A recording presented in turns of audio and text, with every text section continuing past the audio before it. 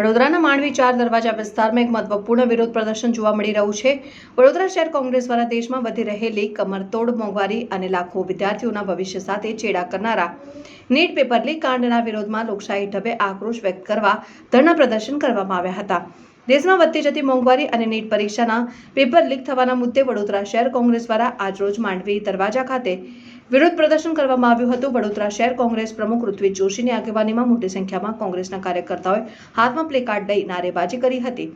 દેશમાં વધી રહેલ મોંઘવારીને લઈ ગરીબ અને મધ્યમ વર્ગ પીસાઈ રહ્યો છે, જ્યારે નીટની પરીક્ષાઓના પેપર લીક થવાને કારણે લાખો વિદ્યાર્થીઓના ભવિષ્ય અંધકારમાં ધકેલાયું છે અને નીટ જેવી મહત્વની પરીક્ષાઓમાં પેપર લીક થવાથી સમગ્ર શિક્ષણ વ્યવસ્થા ઉપર પ્રશ્નાર્થ ચિહ્ન મુકાયો છે। ત્યારે વડોદરા કોંગ્રેસ દ્વારા સમગ્ર મામલે વિરોધ પ્રદર્શન કરવામાં આવ્યું હતું, જ્યારે વડોદરા પોલીસ દ્વારા વડોદરા શહેર કોંગ્રેસ ઋત્વિજ જોશી સહિત કોંગ્રેસના અગ્રણીઓની કાર્યકર્તાઓની અટકાયત કરવામાં આવી હતી।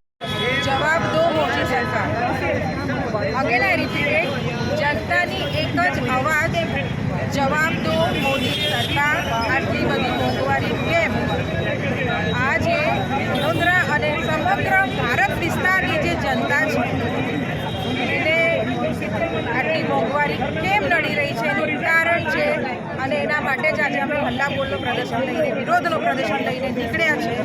જવાબ આપો મોદી સરકાર।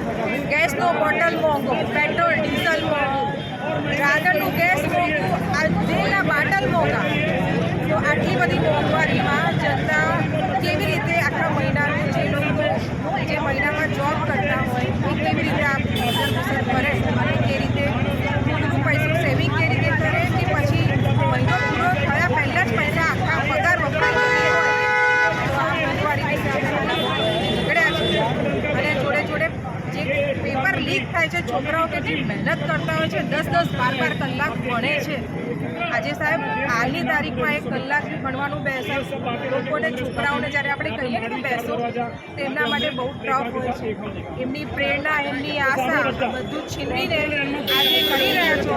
આ ભ્રષ્ટ સરકારને કેવું છે કે આ ખોટું છે અને હવે આ નહીં ચાલે।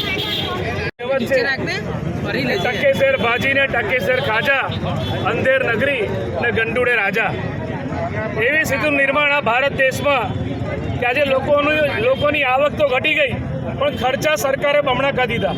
લોકોને ટેક્સ ભરવાનો, વેરો ભરવાનો, અને સાથે જે મોંઘવારીનો માર, પેટ્રોલ હોય, ડીઝલ હોય, સીએનજી એલપીજી ગેસ હોય, રાંધણ ગેસ હોય, જે પાઇપલાઇનથી ગેસ આવે એમાં પણ કોર્પોરેશને ભાવ વધારો ઝીક્યો, અને કોઈ જીવન જેવું ચીજ વસ્તુ બાકી નથી જેમાં ભાવ ના વધ્યા હોય। ત્યારે આ પબ્લિક પર જે આ બોજો નાખી રહ્યા છે, શરમ આવી જોઈએ ભાજપની સરકારને। ચૂંટણી હતી તો કોઈ પણ જગ્યાએ ભાવ વધારો ના કર્યા, જેવી ચૂંટણી પતી ગઈ, સત્તામાં આવી ગયા એટલે રાજા થઈ ગયા, અને જે ભાવ વધારો જીત્યો છે, કમરતોડ ભાવ વધારો। આજે મધ્ય વર્ગ ને ગરીબ વર્ગ કેવી રીતે પોતાનું ઘર ચલાવે? ત્યારે એક બાજુ લાજવાની જગ્યાએ ગાજવાનું કામ આ સરકાર કરે છે। જે નીટની પરીક્ષાના પેપર લીક થયા એમાં પણ જે શિક્ષણ મંત્રી ધર્મેન્દ્ર પ્રધાને રાજીનામું આપવું જોઈએ, એની જગ્યાએ ભાજપના નેતાઓને કોઈને શરમ નથી। ઢાંકણીમાં પાણી લઈને ડૂબી મરો ભાજપના નેતાઓ। તમારા સરકારના, તમારા રાજમાં દર વર્ષે પેપર લીક થાય, મા બાપ પોતાના વિદ્યાર્થીઓને, છોકરાઓને પેટે પાટા બાંધીને દેવો કરીને ભણાવે કે ભાઈ મારો છોકરો મોટો થશે, સારી નોકરી મળશે, ત્યારે જ્યારે આ પરીક્ષા આપવા જાય ત્યારે પેપર લીક થઈ જાય, ત્યારે આ ધર્મેન્દ્ર પ્રધાન રાજીનામું આપે, અને આ પેટ્રોલ ડીઝલનો ભાવ વધારો, સીએનજી એલપીજીનો ભાવ વધારો આ બધો સરકાર પાછો કે છે, એ સૂત્ર સાથે પ્લેકાર્ડ સાથે કોંગ્રેસ પાર્ટીનો એ માંડવી 4 દરવાજા દેખાવ રાખ્યો।